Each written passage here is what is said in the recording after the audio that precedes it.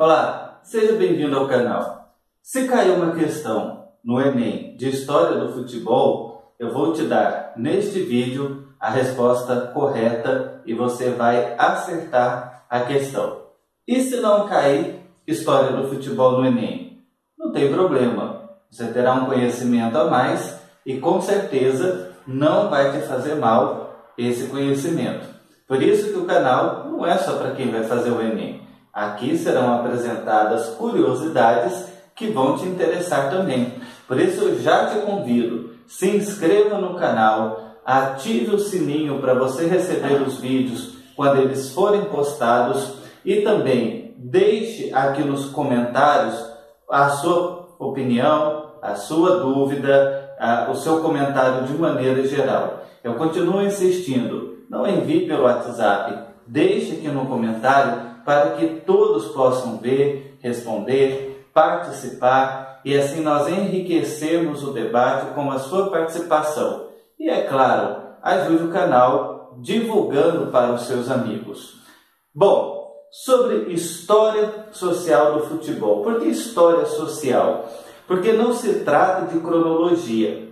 Não fique perdendo tempo guardando datas e eventos, ou, por exemplo, qual país ganhou qual Copa do Mundo. Se o Enem perguntar a história de futebol, ele não vai te perguntar isso. Ele quer saber as relações e o que importa do futebol para a sociedade. Existem dois autores que trabalham a história do futebol do ponto de vista social, que eu coloquei os nomes aqui. Um deles é um historiador inglês chamado Eric Hobsbawm, e ele escreveu um livro chamado Democracia, Globalização e Terrorismo, que trata do futebol em algumas partes do livro. Eu gravei outro vídeo aqui falando sobre ele, especificamente, está aí a história do futebol dentro do canal, você pode acessar o vídeo. Por isso eu também te convido, quando terminar de ver este vídeo, você curte e vai no canal e assiste os vídeos antigos que já foram postados. O outro autor é o Hilário Franco Júnior. Ele é professor da USP, Universidade de São Paulo, e ele tem vários artigos, livros, textos em jornais, em que ele trabalha a história do futebol. Então você pode também pesquisar no Google os textos do Hilário Franco Júnior e lê-los, que vai te ajudar bastante a fazer a prova do Enem. Pode ser até que na prova caia um texto dele, ok? Bom, então eu vou apresentar aqui rapidamente, para o vídeo não ficar longo, por isso eu não posso aprofundar como eu gostaria, eu vou apenas fazer provocações para você continuar o seu estudo. Então são 10 pontos que eu vou chamar a sua atenção, 10 dicas rápidas que eu tenho certeza que vão te ajudar. Se não para o Enem, são curiosidades e também pode ser que não caia no Enem deste ano, mas quem sabe num próximo Enem. Então, primeiro, todo mundo sabe que o futebol começou na Inglaterra. Agora, qual a implicação disso? Ou seja, foi justamente porque o futebol começou na Inglaterra que ele se espalhou pelo mundo. Se você prestar atenção, a primeira regra do futebol que a gente tem notícia é de 1863, ou seja, a segunda metade do século XIX, exatamente na época áurea do imperialismo. Ou seja, você estudou isso na escola, e o país mais imperialista foi a Inglaterra. Tanto ela tinha vivido a Revolução Industrial no século anterior, e foi ela que conquistou praticamente metade do mundo, chegando até na Índia. Então, o fato dela ser a maior potência do mundo naquela época é que facilitou a expansão do futebol pelo mundo. Ou seja, não é só que o futebol é naturalmente um esporte popular. Se ele tivesse nascido em um pequeno país esquecido lá na Ásia, será que ele teria tido esse alcance que ele teve, como ele teve ao ter nascido na Inglaterra? Lembre-se, estamos no século XIX. O Brasil ficou independente de Portugal em 1822. A Inglaterra teve um papel preponderante.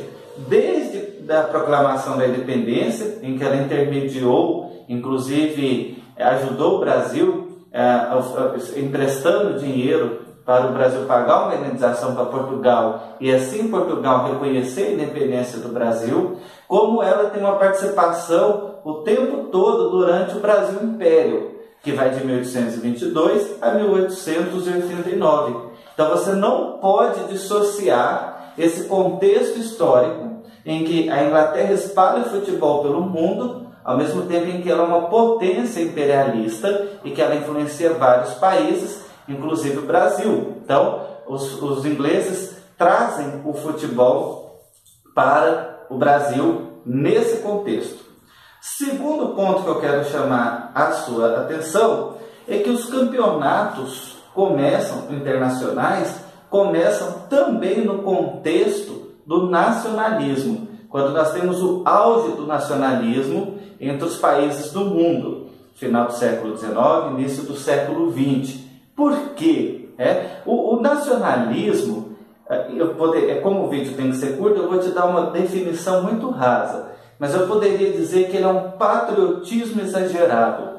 Assim como você pode encontrar nas suas provas o termo ufanismo, ufanista. É um nacionalismo exagerado, é você gostar exageradamente do seu país ao ponto de entender que não só você deve amá-lo, como desprezar os outros. O seu país supostamente é superior aos outros países. Por isso que o nacionalismo ele está muito próximo da xenofobia, que é o medo do estrangeiro. Ou seja, você pensa, o meu país é superior, aquele outro país ele é inferior. Então, se aquele estrangeiro vier para o meu país, ele vai estragar o meu país. Esse é o medo do xenófobo, aquele que tem medo do estrangeiro. No século XX, o século XX começa com o auge do nacionalismo. Tanto é que vai desencadear em 1914 a Primeira Guerra Mundial, que tem a ver com os nacionalismos e tem a ver também com a corrida imperial, a corrida imperialista, ou seja, os países da Europa disputando colônias. Então é justamente nesse contexto que o futebol nasce como campeonato internacional em 1904, quando é criada a FIFA, a Federação Internacional de Futebol é criada nesse contexto, e em 1930 acontece a primeira Copa do Mundo justamente no Uruguai, porque o Uruguai estava comemorando a sua independência. Olha que interessante, independência de quem? Independência do Brasil. Em 1930 o Uruguai comemorava o centenário, 100 anos, da independência do Brasil. Por isso que quando há aquele jogo que ficou famoso no Maracanã, em 1950, que o Brasil perdeu para o Uruguai na final, você ainda tem essa questão, quer dizer, você perde para o Uruguai, que foi parte do Brasil no passado, certo?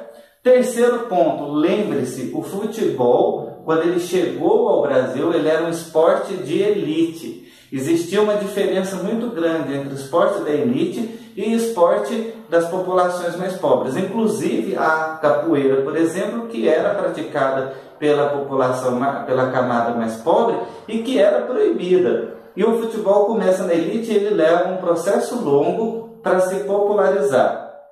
Quarto, eu quero que você preste atenção nos países que vivem conflitos políticos, étnicos e que mudaram de nome ao longo das Copas do Mundo. Eles não têm uma participação fixa.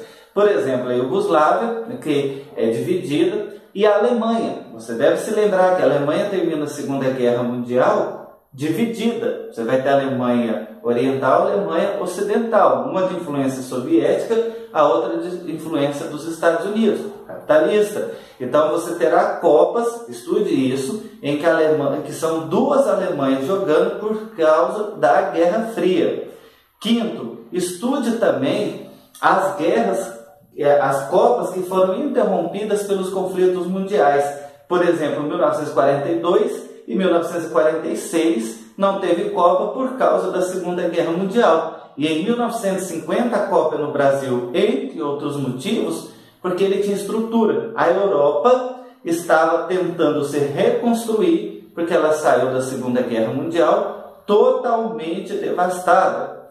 Sexto ponto que eu chamo a sua atenção. lembrando, não sou eu quem estou falando, não são minhas ideias. Eu estou te apresentando um resumo de ideias do Hilário Franco Júnior, que ele sim é um especialista, um estudioso do tema. Eu sou professor de História, mas a minha área não é História do futebol. Então eu estou fazendo um resumo para você das ideias dele. E aqui na sexta, eu quero te chamar a atenção para algo que ele trabalha, que é o conflito entre o futebol local, que ele chama também de futebol regional, tribal, porque ele nasceu na Idade Média nesse sentido, apesar que o futebol, como nós conhecemos hoje, é do século XIX. Hilário Franco Júnior trabalha um esporte que lembra o futebol que já existia na Idade Média, que era tribal, segundo ele. E ele vai trabalhar o conflito entre esse futebol local, regional, com o nacional. E há uma predominância do futebol regional, do futebol local. Um exemplo clássico disso é quando você vê um time jogando um campeonato mundial. Por exemplo, o Corinthians vai jogar um campeonato mundial. Os são paulinos são brasileiros como os corintianos. Então a lógica nacionalista diria: todos têm que torcer pelo Corinthians porque ele está representando o Brasil. É isso que acontece? Não. São paulinos torcem para que o Corinthians seja derrotado porque a rivalidade entre os esportes locais é maior do que a questão do nacionalismo. O Hilário Franco Júnior também trabalha a questão de que a Europa ela não tem a necessidade de expressar o seu nacionalismo no futebol como os países latino-americanos.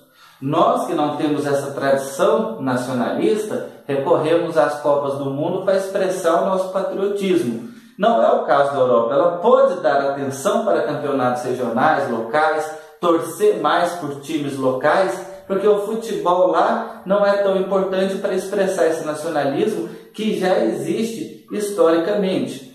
Outra coisa é que muitas vezes alguns times não podem, alguns jogadores não têm outra oportunidade para expressar o seu futebol sem ser nos times locais. Porque aí ele cita o exemplo do Cristiano Ronaldo. Quando o Cristiano Ronaldo joga na seleção, ele é o único jogador extraordinário. E aí não tem como ele mostrar toda a habilidade. Mas se ele é vendido para um time europeu, por exemplo, que um outro time europeu, onde há vários jogadores brilhantes, ele pode interagir, então acaba sendo melhor para ele mostrar o talento dele, jogar nesses times locais.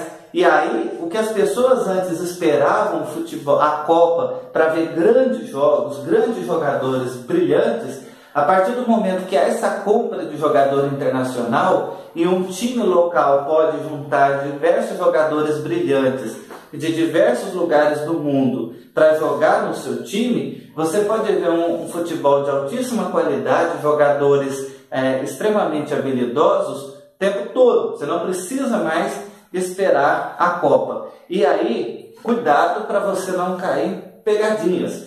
Por exemplo, não pense que o Brasil é um país extraordinário na exportação de jogadores. Pelo contrário, há muitos países que estão exportando jogadores para a Europa. O Brasil é mais um, ele não é o único, nem extraordinário. Inclusive, há países da África que exportam jogadores para a Europa mais do que o Brasil. E isso ficou claro, por exemplo, nas seleções da França, Bélgica. A gente viu durante a Copa quantos jogadores africanos eles tinham. Sétimo ponto, pode ser que caia na prova do Enem, o uso do futebol pelos governos autoritários. Quando você tem qualquer tipo de governo autoritário, ditaduras e por aí vai, você precisa legitimar esse autoritarismo. E uma das formas de você fazer tal legitimação é você exaltar a grandeza da nação. É você mostrar que o seu país está se tornando uma potência, que ele é extraordinário, graças àquele governo autoritário que se instalou. E durante a história, o futebol foi usado para isso. Então você tem, por exemplo, em 1970, quando Portugal era governado pelo ditador Salazar, ele não permitiu que um jogador chamado Eusébio fosse vendido para fora, para outro time, porque o Eusébio representava a grandeza de Portugal, assim como os militares em 1970 usaram a Copa do México para mostrar que o Brasil estava vivendo um momento extraordinário na sua história de crescimento como nação. Por isso que os militares eles fizeram de tudo para a seleção brasileira ganhar o título de 1970. Eles colocaram, por exemplo, cantores dentro da concentração para animar os jogadores da seleção.